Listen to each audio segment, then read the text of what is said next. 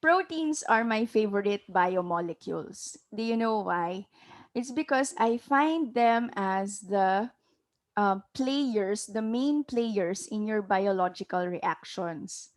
Of course, the other biomolecules like your DNA, carbohydrates, lipids, they form or they are also important. I mean, we cannot live without them. But proteins are my favorite because they are just everywhere.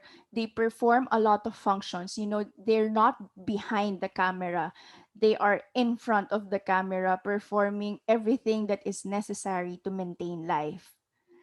Now, proteins, we know that they have specific amino acid sequences. Now, this amino acid sequence dictates the structure of a protein. And from its structure, a protein can perform its function. So this is like a central dogma-ish statement. Like you have the sequence, the amino acid sequence. This sequence tells how the protein should fold and assume its three-dimensional structure. And this structure will allow the protein to perform its function. Now, how did people come about with this conclusion? Through empirical evidences. So, number one, proteins with different functions have different amino acid sequences.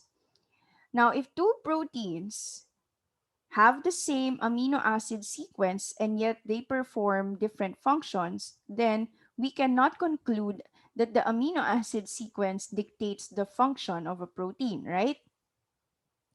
Now, this one is the most convincing evidence for me. Human genetic diseases are traced to defective proteins. A classical example, and this example, when I read it from my biochemistry textbook when I was an undergraduate student, it inspired me to study proteins. So, this is a picture showing your healthy or normal red blood cells and a sickled red blood cell. So you know that in sickle cell anemia, you have this deformed red blood cells. So they are not the normal disc or donut-like shaped red blood cells. And this is actually caused by a mutation in your DNA. The DNA, when this gets mutated, causes a change in the amino acid sequence. In fact, the change in the amino acid sequence is just a change in one amino acid. This change in one amino acid takes place in hemoglobin. To be more specific, in the beta chain of hemoglobin. So originally, you have a glutamic acid in that position in your amino acid sequence, but it is changed to valine. So you see a shift in the character.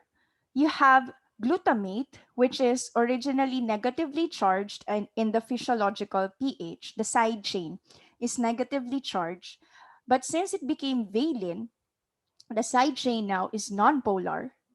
And this causes your hemoglobin to stick to each other. So why can they stick to each other? Van der Waals interactions. So they stick to each other, and this causes fibrous structures. So these are just aggregated hemoglobin molecules inside your red blood cell. And this causes the change in the shape of your red blood cell.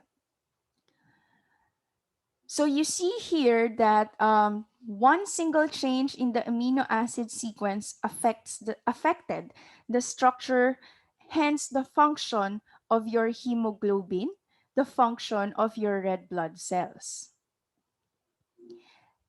This is the most convincing evidence for me. Now, another evidence is that functionally similar proteins from different species have similar amino acid sequences. So this doesn't say same amino acid sequence. they have similar amino acid sequences.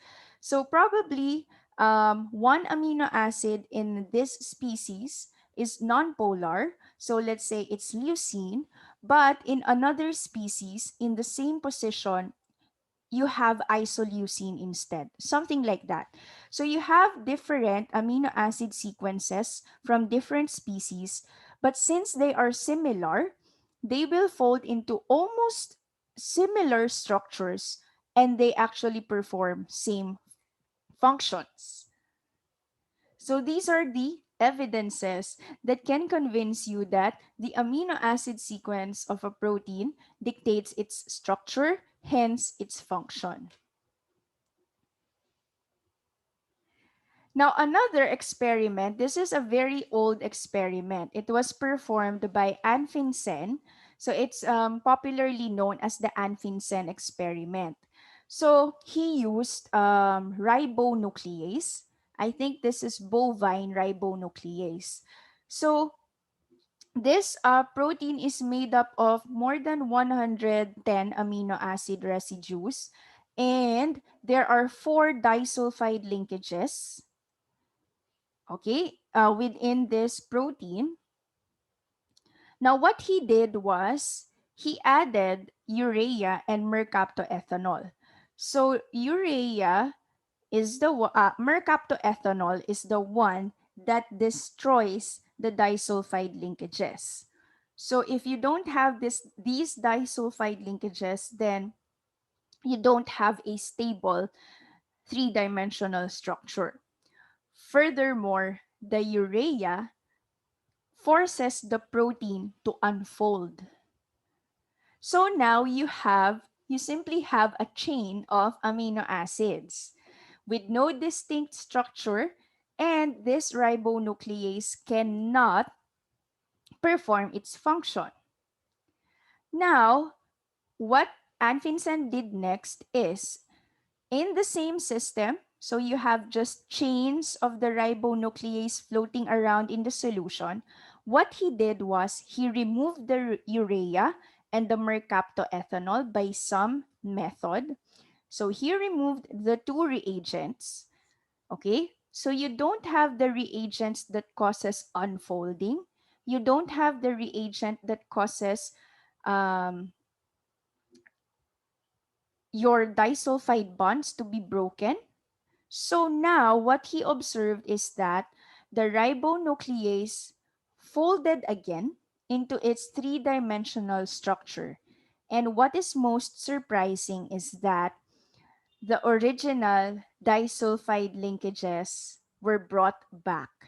So this why is this surprising? It's because if these disulfide linkages just form randomly, okay, you will have a population of ribonuclease molecules composed of molecules with different structures.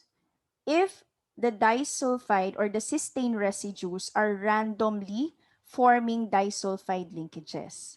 But no, what Anfinsen observed is that the whole population of molecules have the same structure, and residue 72, cysteine residue 72 formed a disulfide linkage with cysteine residue 65, residue 58 formed with residue 110, and so on. So the ribonuclease went back to its native structure or native state. So this is one of the strongest proofs that amino acid sequence dictates the structure, hence the function of your proteins.